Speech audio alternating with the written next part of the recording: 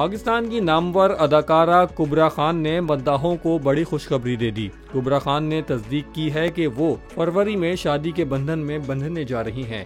कुबरा खान और गौहर रशीद के हवाले से काफी अरसे से सोशल मीडिया पे कयास आराइयां जारी थी कि दोनों जल्द रिश्ता अज़दवाज में मुंसलिक होने वाले हैं, मगर दोनों सितारों ने इन खबरों पर खामोशी इख्तियार की हुई थी। कुछ दिन पहले गौहर रशीद ने इंस्टाग्राम पे एक वीडियो शेयर की जिसमें कई मारूफ शोबिस शख्सियात नजर आईं। वीडियो के कैप्शन में गौहर ने मेरे यार की शादी का हैशटैग इस्तेमाल किया, जिसने मद्दाहों को मजीद कंफ्यूज कर दिया।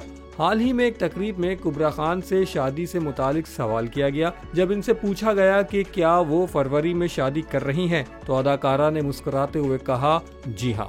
सवाल करने वाले ने जवाब में कहा इंशाअल्लाह, जिस पे कुबरा भी खुश नजर आईं। तकरीब में कुबरा से ये भी पूछा गया कि गौहर रशीद कहाँ है, जिस पर उन्होंने कहा मुझे हकीकत में नहीं मालूम कि वो यहाँ हैं या नहीं।